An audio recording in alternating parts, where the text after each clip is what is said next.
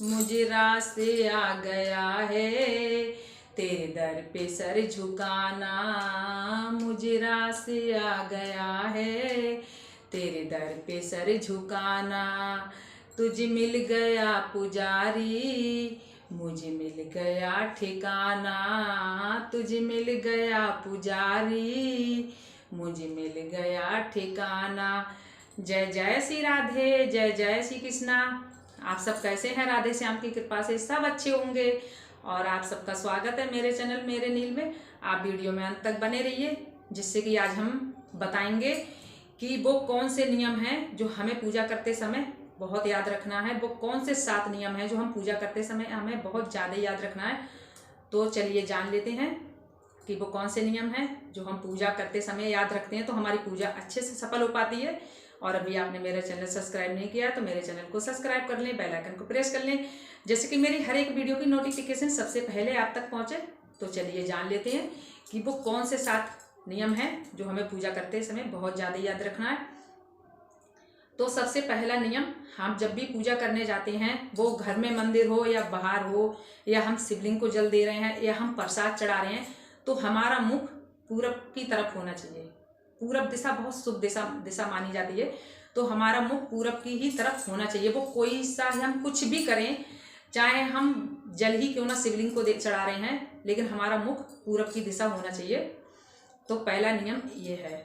दूसरा नियम, हम पूजा करने बैठें तो जैसे आप पूजा करने जाते हैं तो दिमाग में 1000 लाखों सवाल लेके ख्याल लेके मत जाना। पूजा में बैठें, चाहे बेशक आप 2 ही मिनट पूजा में बैठें, लेकिन जैसे कुछ लोग होते हैं कहते हैं कि पूजा करने जाते हैं कि हमारा दिमाग ही पता नहीं कहाँ कहाँ चला जाता है और पूजा में हमारा ध्यान ही नहीं जाता है। हम पूजा में बैठते हैं तो हमारे दिमाग में 1000 लाखों ख्याल आ जाते हैं। तो देखिए, वो ख्याल को आपको निकाल के ही रखना पड़ेगा, तभी आप पूजा में सफल हो पाएंगे। क्योंकि पूजा करने बैठे हैं और हजारों लाखों ख्याल पूजा में लेके बैठ गए तो वो पूजा नहीं सफल होगी आपकी। तो इन चीज़ों का आपको ज़्यादा ध्यान रखना होगा कि आप जब पूजा में 2 ही मिनट आप भगवान को दें ना। भगवान कहते हैं कि हमें आधा घंटा दो या 1 घंटा दो, लेकिन आप बिल्कुल भी बेचिंत होकर बैठिए वहाँ पे। बिल्कुल भी 2 मिनट ऐसे बैठिए जैसे हम भगवान में 2 मिनट के लिए बिल्कुल खो गए, तो वो पूजा आपकी सफल मानी जाती है। बिल्कुल भी आप ऐसे नहीं जाइए कि पूजा करने बैठे हैं तो हमारे दिमाग में चल रहा है कि हमें ऑफिस जाना है या हमें घर के काम संभालना है। तो ये काम तो लाइफ में चलते ही रहते हैं, तो इन कामों के बारे में आप बिल्कुल भी मत ध्यान दीजिए।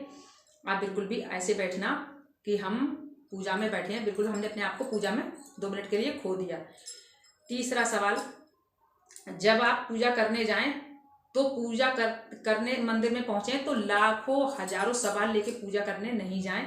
कभी भी आप, जैसे आप कुछ लोग होते हैं पूजा में बैठ गए तो लाखों मन्नतें अपनी लेकर बैठते हैं वहां पे कि भगवान जी, हमने आपसे ये कहा था तो हमें ये क्यों नहीं मिला, हम तो लगातार पूजा कर रहे हैं, हम तो लगातार ये कर रहे हैं, तो हमें ये इसका लाभ क्यों नहीं मिला, क्या कारण हुआ। तो ये सब कुछ देखिए, अगर हम पूजा में सच्चे भाव से श्रद्धा के साथ अगर हम पूजा में बैठे हैं तो हमें इसका लाभ कभी ना कभी जरूर मिलेगा। तो इसलिए आप कभी भी पूजा में अपने मन की मुरादें लेके नहीं बैठे, क्योंकि हमें तो बिना बोले ही हमारे भगवान सब सुन लेते हैं।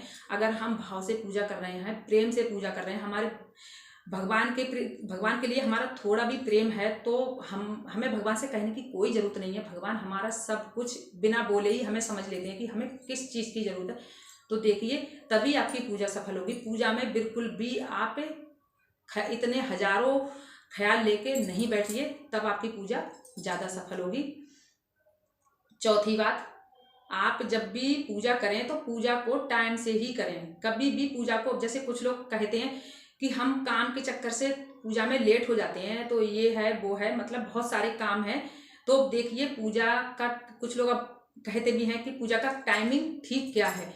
तो देखिए, पूजा का टाइमिंग ठीक तो अगर कर सकें तो पूजा का टाइमिंग तो देखिए, वैसे तो ब्रह्म मुहूर्त होता ही है पूजा का, लेकिन ब्रह्म मुहूर्त में बहुत कम लोग हैं जो कर पाते हैं। तो पूजा का टाइमिंग आप 6 के और 8 के बीच में कर सकते हैं। सुबह 6 बजे से 8 बजे तक कर सकते हैं। अब आप कहें कि पूजा हम दोपहर 12 बजे, हम काम सारा समाट के हम पूजा 12 बजे करने बैठे, तो वो भगवान जी का रेस्ट का टाइम होता है। जो हमारे घर में भगवान माता जो भी है, तो उनका रेस्ट का टाइम होता है। तो देखिए, उस टाइम पूजा नहीं करना है, बिल्कुल भी नहीं करना है। वो टाइम हमारा, अगर हम भगवान जी को अगर हम पूजा भी करने जाएंगे तो वो और हमें पाप लगेगा उल्टा। हमें वो टाइम बिल्कुल भी पूजा करने का नहीं है।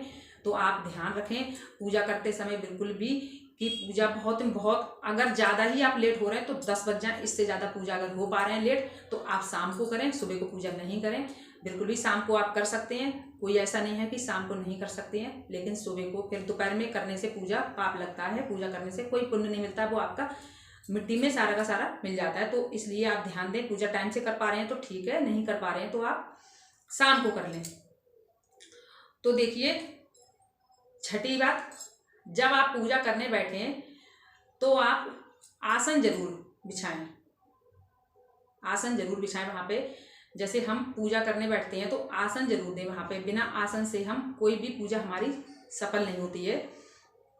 तो हम कोई भी, अब हम चाहे वो आसन कोई सा हो, चाहे तो बेशक फटा ही कोई ना हो, क्योंकि हम जब भगवान जी को विराजमान करते हैं मंदिर में, देवी माँ को अपने विराजमान करते हैं तो हम आसन जरूर देते हैं उनके नीचे। तो हम भी उस आसन, कोई सा आसन हमारे नीचे होता है तब वो पूजा ज़्यादा सफल होती है। हम कोई भी पूजा में बैठते हैं तो ऐसे नहीं बैठना चाहिए, हमें आसन जरूर देना चाहिए। आसन के बिना हम पूजा करने बैठते हैं तो भगवान हमारे रुष्ट होते हैं, हमसे भगवान हमारे खुश नहीं होते हैं, क्योंकि हम ऐसे ही बैठ जाते हैं तो बिल्कुल भी वो पूजा ठीक नहीं मानी जाती है। तो आप जब भी पूजा में बैठें तो आसन जरूर दें।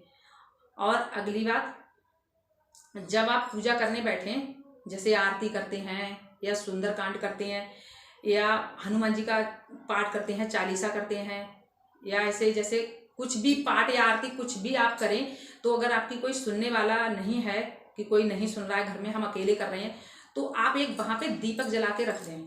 सिर्फ ऐसे ही नहीं करें, दीपक जला के जरूर रखें, क्योंकि दीपक को एक अग्नि का प्रतीक माना जाता है। तो दीपक आप जरूर जला के रखें वहाँ पे, ऐसे ही ना रखें, क्योंकि कहते हैं कि हमारा कोई अगर नहीं सुन रहा है तो हम दीपक जला के रखते हैं। दीपक हमारा एक अग्नि, एक भगवान तक हमारा सारा का वो पहुंचाता है, हमारी सारी बात की खबर भगवान जी तक पहुंचाता है। तो इसलिए हम दीपक को वहाँ पे जरूर रखें। जब हम अकेले हैं जब, और नहीं है कोई लोग, तब भी हम दीपक जला के रखें। दीपक बहुत अच्छा माना जाता है, दीपक तो हर कार्य में ही देखो जलता है, तो दीपक को बहुत शुभ माना जाता है। और सातवीं और लास्ट बात आप ध्यान रखें, जब भी हम शाम को पूजा करते हैं, हम आरती पूजा अर्चना जो भी हम करते हैं, आरती करें, पूजा भगवान जी को भोग लगाएं। जैसे कुछ लोग होते हैं भगवान जी को भोग लगाते हैं, नहीं भी लगाते हैं, जो भी है भगवान जी को पूजा आरती जो भी करके, और हम जब वहाँ से मंदिर से निकलें तो हम भगवान जी को बोलें कि अब भगवान जी का रात का समय हो गया, भगवान जी अब आपका सोने का समय हो गया, अब आप विश्राम करो। फिर आप भगवान मंदिर के पर्दे जरूर लगाएं। पर्दे खुला छोड़ेंगे तो, पर्दे खुले छोड़ने में भगवान सो नहीं पाते हैं, वो चाहे भगवान की फोटो में हो, चाहे प्रतिमा हो, चाहे भगवान की मूर्ति हो, जो भी हो, तो आप वहाँ पे पर्दे जरूर लगाएं। वो पर्दे आप पे रेड कलर का बना लें, चाहे तो ब्लू कलर का बना लें, पिंक कलर का बना लें, कलरफुल कोई कपड़े में बना लें, लेकिन वाइट और ब्लैक 2 कलर छोड़ के बाकी कोई कलर में पर्दे बना लें। सब पर्दे चलेंगे, लेकिन 2 कलर ये छोड़ के पर्दे, ये 2 कलर में पर्दे शुभ नहीं होते हैं, ये 2 कलर के पर्दे नहीं बनाएं। फिर आप भगवान जी से वहाँ पे हाथ जोड़कर और भगवान जी से प्रार्थना करें कि भगवान जी आपका रेस्ट का टाइम हो गया, फिर पर्दे लगा दें और भगवान जी सो जाएं। फिर भगवान जी अपने विश्राम करते हैं। और मेरी वीडियो आज की यहीं तक है। अगर मेरी वीडियो अच्छी लगी हो तो लाइक करना, मेरे चैनल को सब्सक्राइब करना। ऐसे ही मैं मिलूंगी और अगली वीडियो में। जब तक के लिए जय जय श्री राधे।